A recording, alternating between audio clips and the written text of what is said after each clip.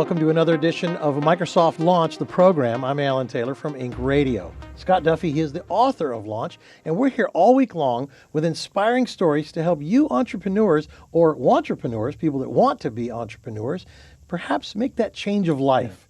And you know, I will tell you the one thing I've learned throughout the 55 years of my life is relationships are golden, are they not? They sure are. And what most entrepreneurs think is the key to building a successful business is all about business and the business stuff. It's writing a good plan, building a great team, raising the capital that you need, all those types of things. But if there's anything that I've learned, it's this, that all that stuff is like 50% of what it takes to be successful. Really, you got to nail down the personal side of being an entrepreneur in order to really make things happen over the long term. And it reminds me of a story where a couple of years ago, I had an opportunity to work on an event with Howard Schultz. And I remember I was so excited to see him that day because I'm such a big fan of what he's done. And I'm probably in his stores every single day drinking Starbucks coffee. I am.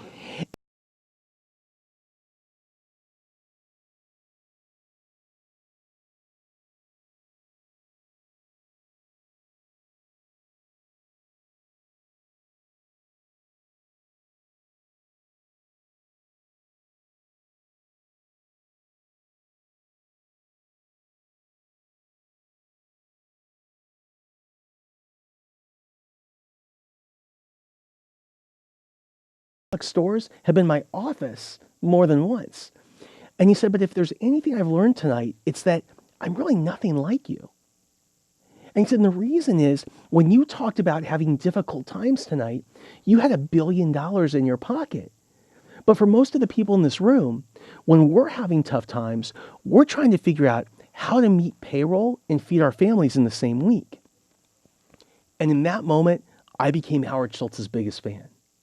Because he stood up and he walked across the stage and he said, I'm exactly like you. He said, let me tell you a story. When he was a young guy, he was a salesman. And on a sales call to Seattle, he was selling parts. And he went in and he pitched a store called Starbucks. And he loved Seattle and he loved the people at that store. And eventually he asked them for a job. And they hired him as a marketing guy. And so he started working for Starbucks, and I think they had 1 or 2 stores at the time, and he came in with a big idea and a lot of energy, and eventually he got fired. Oh, that's not what I thought you were going to say. Yeah, and here's the thing. He was so upset and frustrated and all that kind of stuff that he decided that he was going to go and he was going to open up his own coffee thing. And so he found another brand to license, and he got started with his work. And then one day he got a call from his father-in-law. And his father-in-law said this. He said, Howard, I want to talk to you. He said, we have a problem. He said, the problem is this.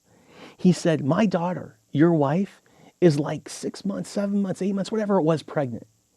And she's the only one who's bringing home a paycheck. Maybe it's time, like respectfully, maybe it's time that you go back to work. And Howard, he took his keys, he went home and he talked to his wife, and she gave what I call the Adrian speech. Like that's the speech that Adrian gives Rocky, right? Yeah. Before the big fight when he doubts himself. Yeah. And she said, look, Howard, she said, this isn't just your dream, it's our dream. And it's not just your vision, it's our vision. And if it takes us all night to figure it out, that's what we're going to do. And they did. And here's the thing I learned in that moment. It's this. It's the most important person in our companies as entrepreneurs isn't us. You know, we think it's us because we're the CEO, we came up with the idea, whatever it is. The most important person in every company is the person that you come home to. And by the way, they have got the most lousy job in the company. I don't call these people CEOs for chief executive officers. I call them CVOs. They're our chief venting officers. Because as entrepreneurs, sometimes we feel lonely. We don't know who to talk to. Wow. We come home and vent. Yes. Right? Yep. So there's a couple things that I've learned about how to manage that relationship with the person who's at home with you. And again, that person, it could be your spouse. It could be your close friends. It could be your family that supports you. And here's what I learned. Step number 1 is this. The first thing you have to understand with your CVO and be on the same page about is how much time and how much money you're willing to commit to this venture. And if there's anything that I've learned, it's this. I would rather commit less time and money to something and be on the same page as my CVO than commit more and have that person up all night like worried with nervous knots in their stomach. The second thing that I've learned is this. With our CBOs, it's really important to understand how much they want us to communicate with them about the business. Because being an entrepreneur, we have lots of highs and lows every single day. And some people, some CBOs, they want to be involved and they want like the blow by blow. They want to know everything. For other people, that's way too much. So we have to figure out how much they want to hear and when they want to hear it. Because here's the thing. At 11 o'clock at night, when you just vent and let go, you may feel great and sleep like a baby. That person is up all night with one eye open. I've lived this. You live this. And the last thing is this. My wife, Rachel, taught me that the way that you spell love with an entrepreneur is Time.